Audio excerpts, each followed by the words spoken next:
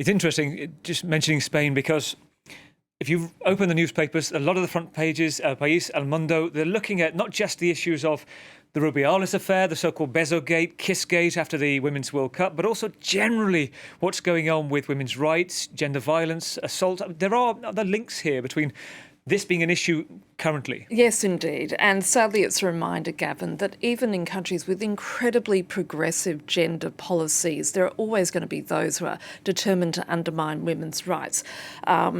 Again, I'm going to point out, for instance, the dichotomy, the contrast that you have in Spain. Back in 2022, after horrific gang rape, the Spanish government very quickly passed a law that classified any non-consensual sex as rape. It also forced society as such to look at the issue of consent, which, of course, this infamous kiss is a reminder of the struggles within modern-day society about what consent actually means. So that goes back to La Manada. This is back in, was it Pamplona? That's right.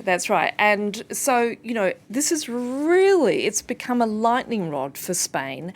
And there are many who would say that the Spanish football scene is a dinosaur. It is one of a number of areas in Spain, which is still having to play catch up. It's still very much being dominated by what the Spanish call machismo, the concept that we've heard a lot about in recent weeks, obviously as a result of that football match.